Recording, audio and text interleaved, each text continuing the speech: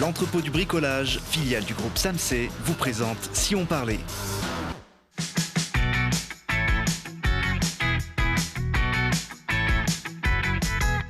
Allez, bonjour à tous, bienvenue dans Si on parlait, l'émission qui vous donne la parole chaque jour pour savoir ce qui se passe près de chez nous. Aujourd'hui, si on parlait de la Grenobloise, une course solidaire qui permet de voir la vie en rose et d'une nouvelle application conçue en Isère pour mettre en valeur le patrimoine français. Et pour parler de ces sujets, je reçois Christophe Madvé, le créateur de l'application Tell-nous. Bonjour. Bonjour. Bienvenue. En face de vous, Santiago Olivas, président de l'ASPTT Grenoble Athlétisme. Bonjour. Bonjour. Vous êtes également l'organisateur de la Grenobloise, une course à pied solidaire qui aura lieu ce dimanche. C'est la 10e édition de la Grenobloise. Oui, tout à fait, c'est la 10e édition et la première dans un format exclusif où seule la Grenobloise existe. Alors, il y a un dress code particulier pour cette course. Vous nous avez d'ailleurs amené un t-shirt de l'édition 2019. C'est le rose, hein. Oui, tout à fait. En fait, on fournit les maillots. Donc le dress code, il faudra le respecter. Évidemment, si les participantes ou participants souhaitent courir avec leur propre tenue, ils peuvent le faire. On ne contrôle pas. L'objectif, c'est de venir s'amuser. Et effectivement, il y a des t-shirts roses. Alors pourquoi le rose? C'est pas au hasard, hein. Alors non. Historiquement, la SPTT organise une course qui était un 10 km, qui avait plus d'une trentaine d'années. C'était un 10 km, il y a eu quelques éditions en semi-marathon. À l'époque, c'était organisé par Jacques Collet, qui était le président historique de la SPTT Grenoble. Et il y a une dizaine d'années, pour des raisons diverses, on a souhaité accompagner la Ligue contre le cancer pour collecter des dons afin d'aider la recherche sur le cancer du sein et plus généralement sur la recherche orientée cancer féminin. Donc voilà pourquoi le rose. Allez, c'est la couleur de la Ligue contre le cancer. C'est la couleur, alors pas de la Ligue, mais de toutes les courses féminines. L'objectif est il y a une coloration féminine, alors c'est absolument pas exclusif. J'allais vous demander, est-ce que sur les images, on voyait beaucoup de femmes, les hommes peuvent s'inscrire et participer? Bien évidemment, bien évidemment. Alors, pour diverses raisons, surtout les premières demandes, c'était parce qu'ils avaient été touchés de près ou de loin par ce fléau qui est le cancer. Et donc, du coup, ils voulaient soutenir, mais aussi parce que c'est une course et qu'il n'y a pas de raison qu'il n'y ait que les filles qui participent. Et donc, effectivement, on a quand même beaucoup plus de filles. Aujourd'hui, on est à 70-30, 70% de filles, mais les garçons sont les bienvenus. Alors, on essaye de lancer un petit événementiel autour de ça. Si les garçons veulent venir déguisés en filles, ce sera que plus sympa. Il y a beaucoup de garçons qui ont joué le jeu. Donc on compte sur tout le monde pour venir s'amuser. Il n'y a pas de chrono, c'est vraiment faire un regroupement, faire un côté festif, dédramatiser tout ça et courir pour la bonne cause. Alors il n'y a pas de chrono, mais il y a quand même un parcours de 7,5 km dans les rues de Grenoble. On le voit là à votre pas de course, Santiago, je crois que c'est vous qui l'avez filmé. Vous aviez la forme ce jour-là, hein. Oui, mais c'est pas le mien. Non, effectivement, ça va très vite. Ça a été accéléré, on le voit. On défie quiconque de le faire à cette vitesse. On ne le défie pas d'ailleurs parce qu'on ne peut pas le faire. Donc, voilà, mais vous allez mettre plusieurs milliers de personnes dans le centre-ville de Grenoble. Ce qui est intéressant cette année, c'est qu'effectivement, la ville nous a ouvert les portes du centre-ville. Donc, c'est chose exceptionnelle. Il y a quelques occasions où les courses passent dans Grenoble. Donc effectivement, on emprunte le boulevard Agut de Samba pour aller jusqu'à la place Hubert du Bedou. Ensuite, on descend sur la voie sur Berge. Ensuite, on passe sur le quai Jonquin et on ressort à l'île Verte. Et on passe pas très loin d'ici. Là, on est à 150 mètres sur ces images. Voilà, on est déjà un peu plus loin maintenant, mais... Donc effectivement, on passe par la passerelle on passe devant le bâtiment de la métro. Stade. Et puis, on refait le tour du stade. Pour retourner directement sur l'anneau de vitesse où il y aura également des animations sport pour les enfants. Et puis dans les allées du parc, il y a aussi un 4 km marche parce qu'on a beaucoup de demandes de personnes qui souhaitent participer mais qui n'ont pas la capacité de courir cette distance et on voulait exclure personne. Donc en fait, on a également un format 4 km marche qui reste dans les allées du parc. Alors c'est à partir de 9h30 ce dimanche, donc sur le parc Paul Mistral. L'inscription est 15 €. Sur ces 15 €, vous en reversez 3 donc, à des associations, 2 pour le cancer et 1 pour l'association L'Enfant Bleu, qui est une association pour lutter contre la maltraitance. C'est ça, Tout à fait. Enfants. Effectivement, on a décidé d'ouvrir également, pour des raisons un peu spécifiques, on va dire, personnelles. On a été très sensible à ce que fait cette association. Et du coup, on profite de l'événement pour leur reverser aussi. Donc, il y a 1 € pour l'Enfant Bleu, 2 € pour la Ligue. Et donc, effectivement, sur les 15 €, eh bien, le reste, en fait, le bénéfice... parce qu'on pouvait s'attendre à un ratio peut-être un peu plus important. Qu'est-ce que vous faites des 12 € restants par inscription ? Disons qu'il ne reste pas grand-chose, parce que, si en quelques chiffres, sans rentrer trop dans le détail, mais le budget de la course, c'est à peu près 50-60 000 €. Les frais d'organisation. Voilà, l'ensemble des coûts, des dépenses. Donc là-dessus, on a des subventions, parce que sans les subventions de la ville et de la métro, il faut le dire, c'est impossible.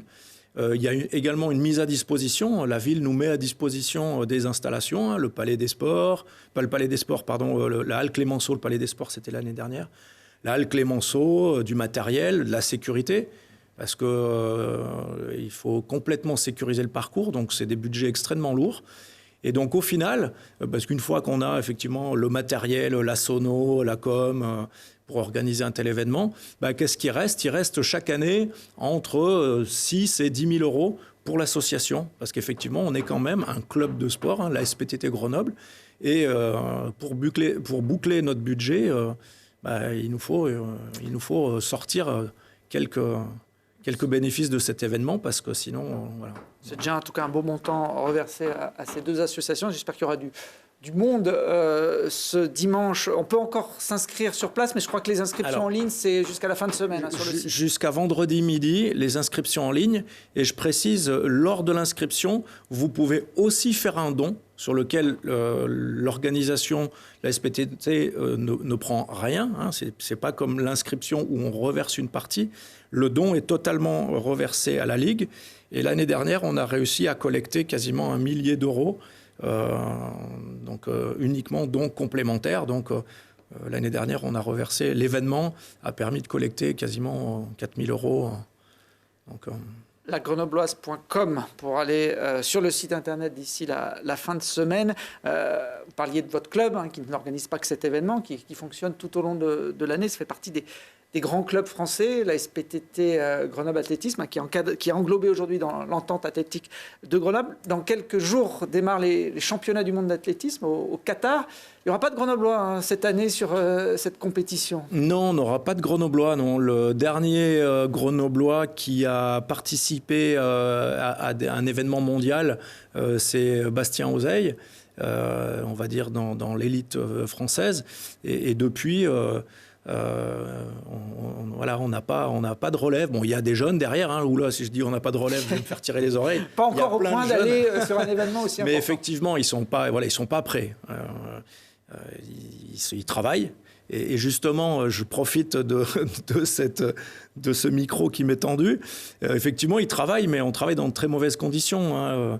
L'entente athlétique de Grenoble fait partie des 10 grands clubs d'athlétisme en France. On est, cette année, on monte en élite 1, donc qui est vraiment le plus haut niveau national. Et on n'a pas d'installation pour s'entraîner l'hiver, quoi. Donc nos athlètes s'entraînent à l'extérieur pour faire du saut en longueur. Vous imaginez bien le sable gelé, parfois enlever la neige sur des couloirs sur la piste pour pouvoir courir, faire des haies. Je ne sais pas si on se rend compte de la difficulté. C'est impossible, quoi. Une piste, un tartan glacé. Qu'est-ce qu'il vous faudrait, une halle couverte? Idéalement, il faudrait une belle halle. Comme il peut y en avoir à Lyon, Marseille, Reims, Miramas, Nantes, toutes les grandes villes en ont, et on n'a pas ça, nous. Et puis, je vais dire, dans le pire des cas, presque un hangar aménagé pourrait nous suffire. Et on n'a rien. Aujourd'hui, on n'a rien. Le seul gymnase qui permet la pratique du saut à la perche, par exemple, en hiver, c'est notre gymnase de la SPTT Grenoble, qui se trouve en face d'Athanor, et qui est très, très mal en point, et sur lequel on n'a pas d'avenir. On a une convention avec la mairie de Mélan que je remercie à travers également ce micro tendu, parce qu'ils nous ont effectivement accompagnés. Ils ont mis quelques investissements pour maintenir le site en état, mais il est loin de suffire pour l'athlétisme grenoblois. Il est loin de suffire. Il y a des élections municipales qui arrivent dans quelques mois. Il y a peut-être des candidats qui seront attentifs à votre demande, parce qu'il y a beaucoup de pratiquants d'athlétisme sur l'agglomération. Puis vous parliez également du passé de très haut niveau. Bastien Ozeil, il a encore été champion de France de décathlon, puisqu'on parlait de lui cet été. Bon, il n'est pas aux mondiaux parce qu'il est arrivé un peu en fin de carrière, mais il y a des jeunes, notamment les fils collés, qui pourraient, dans les années à venir, en soi la perche, faire partie aussi de l'élite mondiale. Effectivement, on a Johanna... on a Quentin Malric également, on a tout un groupe de jeunes qui poussent derrière et qui veulent, qui ont cet objectif. Alors ce week-end, on ne va pas faire que du sport, c'est également le week-end des journées du patrimoine, les GEP, Journées européennes du patrimoine, et ça tombe bien, on va parler de patrimoine avec Christophe Madevé. Christophe, vous venez de créer une nouvelle application qui s'appelle Tell-nous. Tell-nous, déjà, il y avait une signification, vous trouviez que ça sonnait bien? Alors, d'abord, ça sonnait bien, c'était disponible. Ah aussi, c'est important, oui, effectivement, quand on crée un produit, Internet, il faut mieux vérifier que sa marque existe. De la marque, c'était disponible. Et puis, il y a une espèce de jeu de mots franco-anglais, tout-elle, dire ou raconter, puisque l'objet de notre application, c'est de raconter les monuments et le patrimoine français et demain mondial. Et nous, parce qu'on veut s'adresser à toute catégorie de personnes, que ce soit des passionnés de patrimoine, mais aussi du grand public, voire des enfants. Donc, nous semblait un jeu de mots franco-anglais tout à fait bien adapté. En quoi ça consiste, cette application? C'est une application qui recense sur la France déjà plus de 100 000 points d'intérêt patrimoniaux, culturels, naturels, touristiques, historiques. Vous avez plusieurs façons de l'utiliser. Soit vous êtes à un endroit et vous dites je suis en train de voir une statue là devant moi, mais qu'est-ce que c'est? Vous cliquez sur Tell-nous, un bouton, et je vous raconte l'histoire de cette statue, qui l'a fait, qu'est-ce qu'elle veut dire, etc. Ça, c'est une première façon d'utiliser. Vous avez une autre façon d'utiliser, qui est de dire, tiens, je vais aller voir telle ville, Grenoble, mais d'autres. Qu'est-ce qu'il y a à voir dans cette ville? Et là, je peux vous dire que rien que sur la métropole grenobloise, on a plus de 3000 points d'intérêt. Donc, il y a de quoi faire. Vous pouvez vous dire aussi, tiens, ce week-end, c'est la journée des patrimoines, qu'est-ce que je peux faire? Qu'est-ce que je peux aller voir? Tell-nous, on vous dit tout ce qu'il y a autour de vous. Alors c'est une bonne idée, ça n'existait pas, ce genre de service? Alors, il y a beaucoup d'applications d'audio guide pour décrire des endroits. Mais il y en a pléthore. Il y en a tellement que bon courage aux utilisateurs d'en trouver une. La différenciation par rapport à ce qui existe, c'est simple. La plupart des applications qui existent sont dédiées. Vous voulez visiter le Louvre, vous avez une application sur le Louvre. Vous voulez visiter les Traboules à Lyon, vous avez une application sur les Traboules. Donc vous imaginez, avec tout le patrimoine français, le nombre d'applications qu'il faudrait télécharger. Et voilà. Vous les regroupez toutes en une presque. Vous avez tout compris. L'idée, c'est d'avoir une seule application. Et à travers une seule application, j'ai tout le patrimoine français, et encore une fois, demain mondial, qui est à ma disposition. Vous parliez de 100 000 sites au niveau national. Comment vous avez collecté toutes ces infos? Ça paraît un travail de titan. Ça paraît un travail de titan, effectivement. Mais il faut savoir qu'aujourd'hui, avec les technologies web, et puis qu'il y a dans Internet un nombre de contenus phénoménal, il suffit, j'allais dire, de les assembler, de les proposer d'une certaine façon. Donc, on va chercher les contenus dans différentes sources. Une des sources principales, c'est Wikipédia. On récupère le contenu, on le modifie, on le nettoie avec des technologies pour que ça soit audible et que ça soit bien présenté, puisque entre l'écriture et l'audio, il y a quand même un écart, et c'est pas vous qui allez dire le contraire. Donc, il y a des technologies qui permettent de rendre, j'allais dire, le contenu que l'on récupère de façon assez audible. Et puis, on a tout un écosystème qu'on est en train de développer, où n'importe qui, alors quand je dis n'importe qui, ce sont des passionnés, parce qu'on veut quand même garantir un certain niveau de véracité et puis d'intérêt dans les présentations qui sont faites à travers Tell-nous. Donc, on est en train de créer un écosystème, notamment avec des associations du patrimoine. Et là, je voudrais remercier Geneviève Balistréry, la présidente de la FAPI, qui est la Fédération des associations du patrimoine de l'Isère, qui regroupe plus de 80 associations du patrimoine, où là, on a des gens qui sont motivés et intéressés et qui cherchent le patrimoine local à le mettre en avant. Et on essaye de les aider en leur proposant gratuitement le fait de pouvoir mettre du contenu dans Telnou. Il faut être à quelle distance de l'endroit dont on veut avoir des informations pour que ça fonctionne, la géolocalisation? N'importe quelle distance, il vous donne le plus près, puis après, il vous donne le plus près, si après, vous vous déplacez, il y en a d'autres qui apparaissent, etc. Alors, aujourd'hui, développer une application comme ça, qui a une vocation presque mondiale, j'imagine que ça demande des moyens, du monde. Vous êtes nombreux, vous êtes basé dans l'agglomération grenobloise. On est basé dans l'agglomération grenobloise. Aujourd'hui, il y a plus d'une dizaine de personnes qui ont travaillé sur le concept Telnou. Mais au lieu de fonctionner en mode uniquement salarié, on a beaucoup fonctionné en mode de contractualisation. Ce qui donnait beaucoup plus de souplesse à une start-up comme la nôtre. Donc on a contractualisé par rapport à toute la partie technique, on a contractualisé par rapport à la partie marketing, par rapport à la partie relations presse, par rapport à la partie RH et administrative, etc.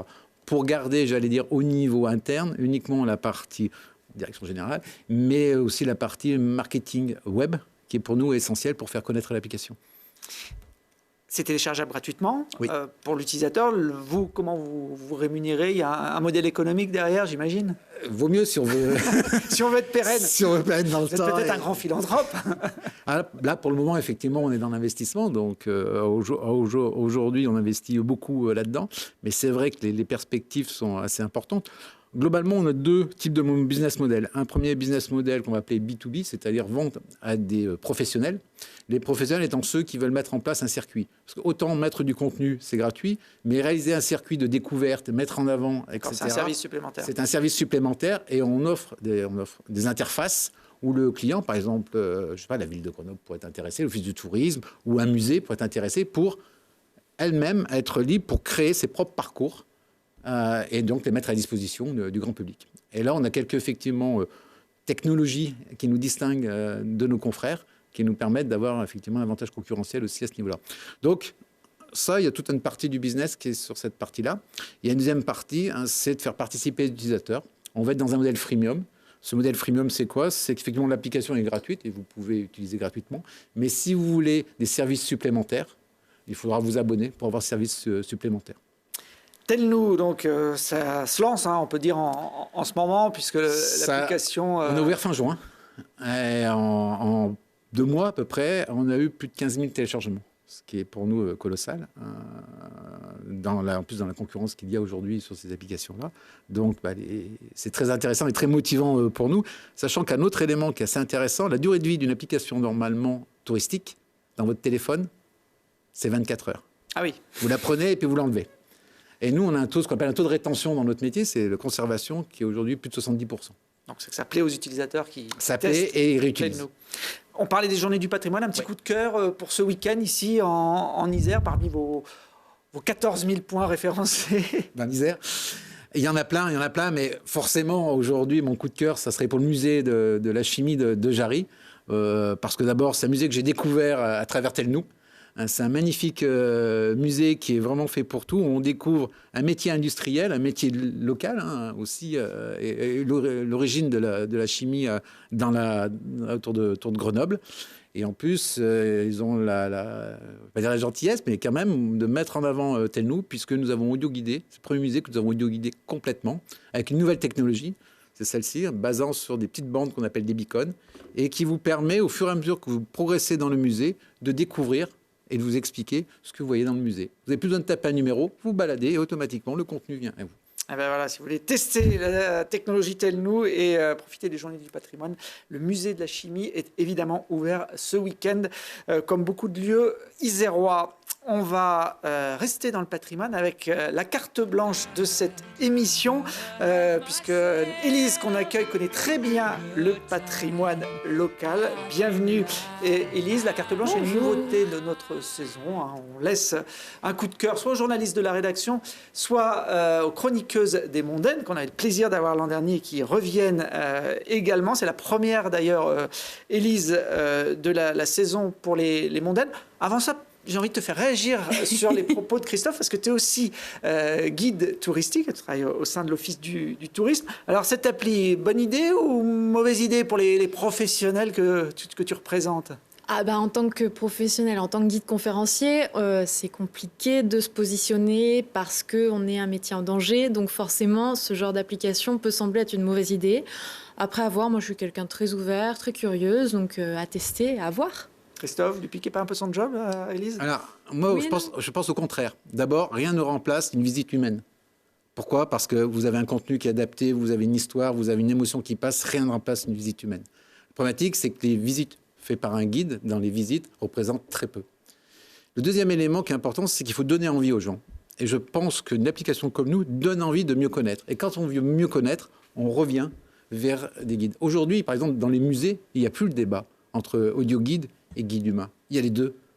Et pour nous, il va y avoir les deux. Et je pense qu'au contraire, et pour aller même plus loin, on est sollicité par pas mal de guides qui veulent pouvoir décrire leur parcours dans tel nous, en se faisant connaître, etc. Donc je pense qu'au contraire, c'est une association et un peu de partenariat qui peut apporter à tout le monde. Oh, je suis d'accord avec vous, rien ne vaut une visite humaine et rien ne vaut une visite avec Élise, donc ça fait deux bonnes raisons. Bon, tu as fait ton entrée sur Queen, une petite chanson qui a un sens aujourd'hui Oui, parce que clairement, si aujourd'hui on ouvre la nouvelle année des mondaines avec vous et avec grand plaisir, c'est parce qu'on a une rentrée explosive qui annonce une année scolaire qui va être dingue pour les mondaines. On a énormément d'événements prévus. Alors, je ne peux pas parler de beaucoup de choses pour le moment, mais croyez-moi, ça vaut le coup de suivre les mondaines cette année parce que ça va envoyer du très, très lourd. On peut rappeler pour nos téléspectateurs qui auraient oublié pendant les vacances ce que c'est que les mondaines? Bien sûr, on est un site collaboratif, on est toutes bénévoles dans l'équipe. Alors je dis toutes parce que malheureusement nous ne sommes que des filles, mais les garçons, on vous attend avec impatience. Vraiment, pour l'instant on n'a pas eu de candidature mondain, mais on aimerait bien, on est tout à fait ouverte. Notre but c'est de mettre en valeur Grenoble sous tous ses aspects. Alors au départ c'était surtout l'envie de la part de Noémie et de Marie de mettre en avant les petites boutiques secrètes, les petits restos cachés dans une ruelle.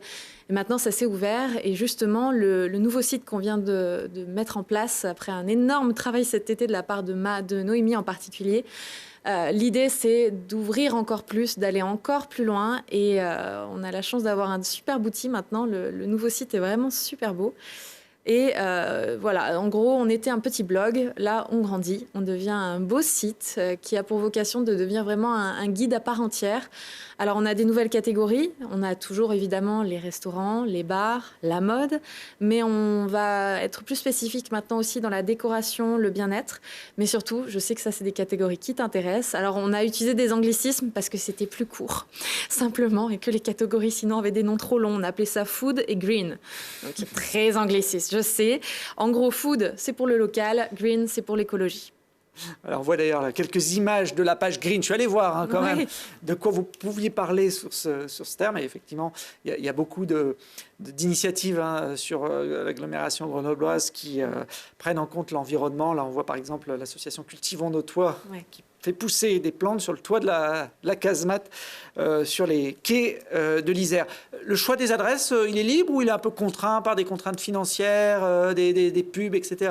Alors l'avantage, c'est qu'on est totalement libre. Ah oui, on est totalement bénévole, on fait ce que l'on veut et justement, ça c'est un de nos avantages.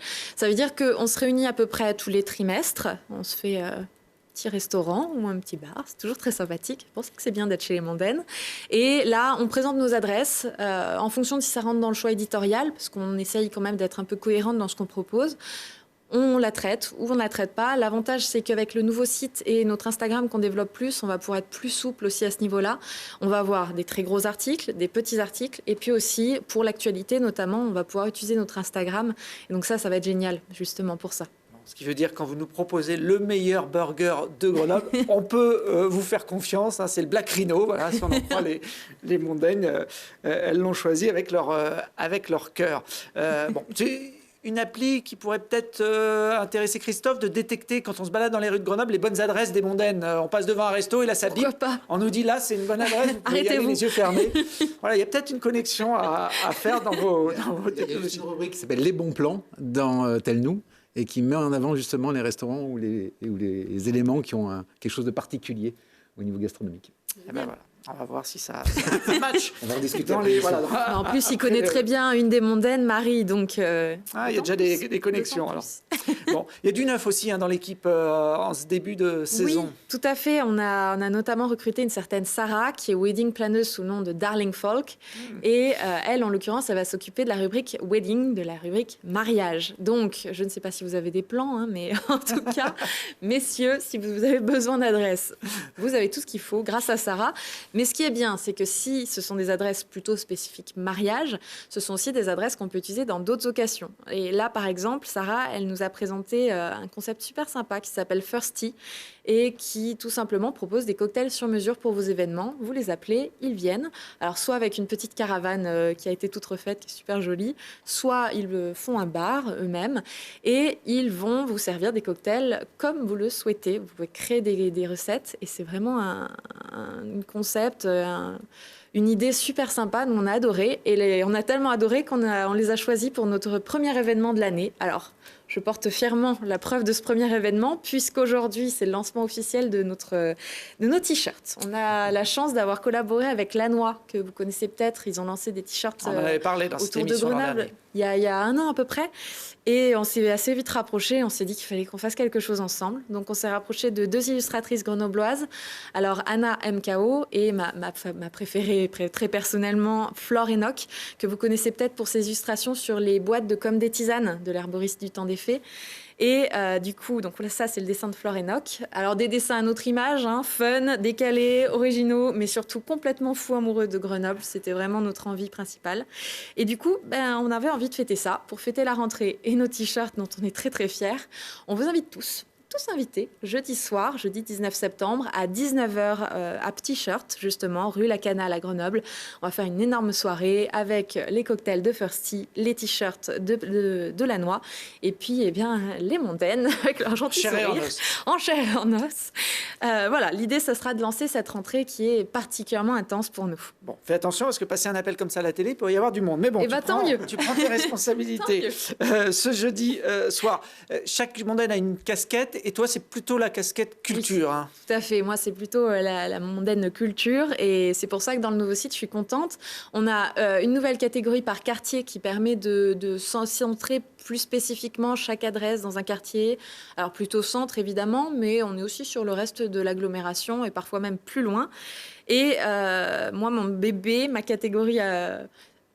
Plus personnel, ça va être visiter Grenoble autrement. On avait envie de se tourner plus vers la culture, justement. On le faisait déjà un petit peu, mais moi, j'étais frustrée. Donc, j'ai bataillé et j'ai eu gain de cause. J'étais heureuse. Du coup, visiter Grenoble autrement. L'idée, ça va être de parler aussi bien de l'actualité, du patrimoine, des expositions ou encore des initiatives culturelles qu'on peut avoir dans la région, parce qu'on a une région très riche. Il se passe beaucoup de choses. Le premier poste, ça sera vendredi et ensuite, ça suivra tous les vendredis. Donc, on aura 2 postes par semaine maintenant. Le mardi, la bonne adresse. Le vendredi, la culture. Et l'idée, là, ça va être de présenter le 10 rue Chenoise. Alors, si vous ne connaissez pas, c'est la cour d'un hôtel particulier qui est particulièrement belle. Alors, on est dans cette rue Chenoise très particulière. Vous avez plusieurs cours dans cette rue. On a notamment, là, on voit à l'image, la numéro 8. Et donc, ces cours particulières sont non seulement belles au niveau architectural, mais elles sont aussi très intéressantes pour ce qui s'y passe aujourd'hui. Et en l'occurrence, dans la 10 rue Chenoise, il y a beaucoup d'activités qui se bougent ces derniers temps, avec des concerts, avec des événements. Et en l'occurrence, pour les Journées du patrimoine, il va y avoir toute une série d'événements plutôt intéressants, puisqu'il va y avoir à la fois des visites guidées, mais aussi un festival qu'on appelle Voix aux fenêtres. Et ça va plutôt bien quand on voit la cour, ça fonctionne parfaitement. Ça va être une déambulation musicale pendant toute la journée du samedi, mais aussi du dimanche. Et je vous invite vraiment à y aller parce que c'est toujours super sympathique, les expositions, les organisations qu'ils peuvent avoir, les concerts. En plus, en sortant de cette cour, l'avantage, c'est que vous pouvez aller manger une petite pâtisserie à la Pao, qui est une des meilleures pâtisseries orientales de Grenoble. Là, on voit maintenant les images du 10. Oui, on est au 8. Voilà, au 10, là, on est pardon. au 10 maintenant. Je me mélange. Voilà, où il y aura le concert ce samedi. On va être un peu serré quand même. Il ne faut pas non plus inviter trop de monde là. C'est pour ça que le festival n'est pas que dans le 10. Ça va être partout. C'est une déambulation qui va aussi bien au musée de l'Ancien Évêché qu'au musée dauphinois. Donc on va suivre en fait les musiciens partout dans les rues. Donc ça promet d'être très très festif, je pense. Eh ben, merci Élise pour ce Avec premier bon plan, cette première chronique de la saison. Lesmondaines.com, vous retrouverez toutes les bonnes adresses. Et puis rapidement, il y a 2 livres qui sortent sur le patrimoine. Saint-Antoine, l'abbaye, évidemment, c'est un des lieux mythiques de l'Isère. Et puis l'autre est consacré à l'aventure de la Romanche. On est plutôt sur le patrimoine industriel avec la houille blanche et les centrales hydroélectriques. C'est paru tous les 2 aux éditions Glénat. Merci et on se retrouve nous dès demain pour d'autres aventures.